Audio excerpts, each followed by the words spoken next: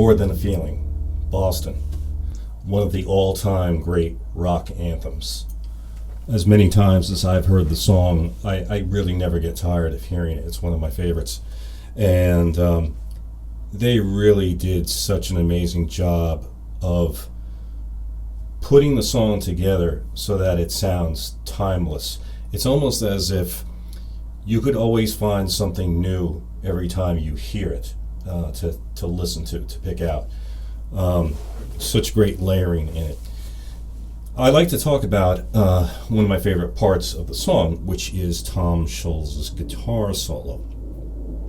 And instead of just breaking it down with tablature and frets and all that, I'd like to talk about his note choices.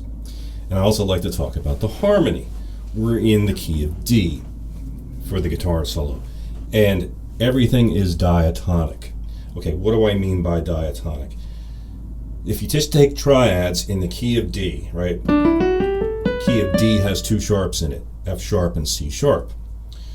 Our diatonic chords would be D major, E minor, F sharp minor, G major, A major, B minor. The seventh would be a C sharp diminished, but we're not dealing with diminished chords here. Okay, I'm going to walk you through the chord sequence under the guitar solo. So we've got a build up of A sus4 to A. Here we go. D,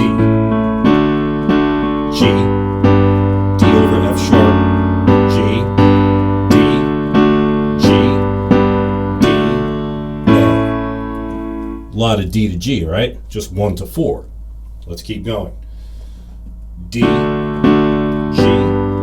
B minor, relative minor, A over C sharp, a nice little inversion there, the third in the bass, D, B minor, E minor, 2, 5A, resolve to G, it's a delayed resolve, and then walk down the scale, G, E over F sharp, A over E,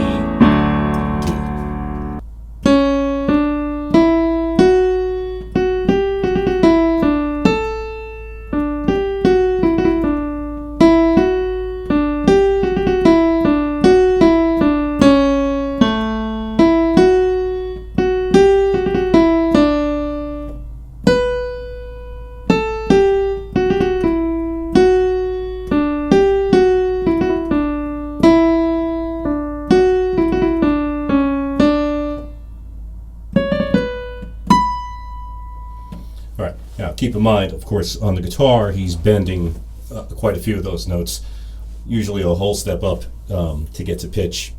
But that's what it sounds like without the bends. That's the actual pitches of the notes. So let's figure out what's going on here. Remember, we had that A chord leading into it. He's starting from the third of the A chord, the C sharp, right up the scale, and then landing on the third of the D chord. Going to the root of the G chord.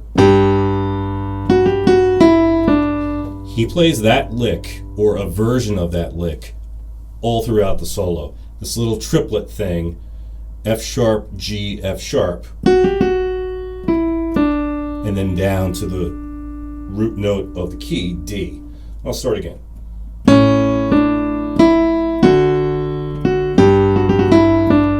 And then up to, that's a bent note on the 8th fret of the B string. He bends a G up to an A. And that's for the D over F sharp chord. Back to G. Okay, now another triplet. This time it's E, F sharp, E. Right? Before we had, now we have, all right, so.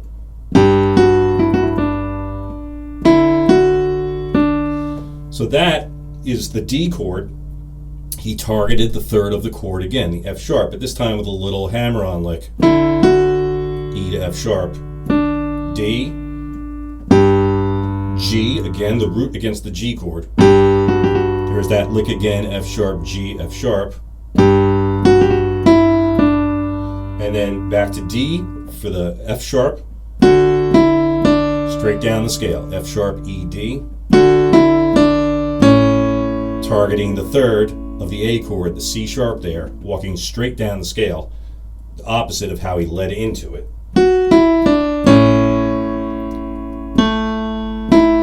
So you see, he just outlined the A chord there. C sharp, A, E, and then that E leads up to third of the D chord, F sharp. Root G on the G chord again. There's that lick again, F sharp, G, F sharp. Now, the B minor chord, he's bending the 10th fret on the B string up a whole step from A to B, just the root note. And then now, for the A over C sharp chord, he's going to walk down the scale from the root A, and then there's that lick again. So, and then we have F sharp on the D chord. Here's a nice little tension note right here. The chord is B minor, but he's starting on a G note. So that and it quickly resolves right to the fifth, the chord, the F sharp, but that's a cool little. And then the root of E minor, E, D, and then now a quick little passing thing on the A chord. He's got F sharp. Here's the E, F sharp, E, C sharp, resolving to D on the G chord. And then a quick little, all right, this is all on the G chord. C sharp, D, C sharp, B, and then bends up to a B note, way up high. So, you know, what's the takeaway here? Complicated harmony? No. Complicated note choices? No. They're obvious. But the phrasing is perfect. How do we do that? How do we get perfect phrasing? I wish I knew, because I'd be a master at phrasing. I could tell you this, though. The things that I pointed out, right, they all have a rhythm to them, right? And if we think about, you know, what the rhythm of the song sounds like, the rhythm of the solo sounds like, if I just stayed on a root note of D and I played the rhythm of some of the solo, right, without changing the pitches, let's see what it sounds like. 1, 2, 3, 4, 1.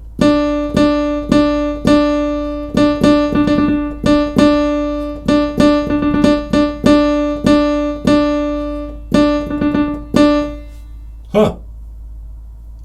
Did you check that out? It's like a march. Dun dun dun dun dun dun dun dun dun dun. Okay, so I don't know. You know, sometimes it's good to do that when you analyze pieces of music, because the rhythm of things can get lost sometimes. You can get wrapped up in like what the chords are. You can get wrapped up in what the notes against the chords are. What scale is it? What, you know, mode is it? All this, and never forget what is going on rhythmically. And a good way to understand and make it clear what's going on rhythmically is to just take a single note and try. It's hard to do because your ear wants to play the notes of the melody of whatever you're playing thing. But if you could stay on one note, a static note, and then apply the rhythm of it to that static note, then the rhythm it hits you right in the face, and you'll know it. You know, it'll be obvious to you. So those are some things to consider. You know, with any solo that you enjoy. You know, check that side of it out. It might open your ears and your mind to, you know, other possibilities when composing your own songs and playing your own solos. I hope you enjoyed today's breakdown. If you did, please consider subscribing to my channel for more videos like this to come. And thank you for watching.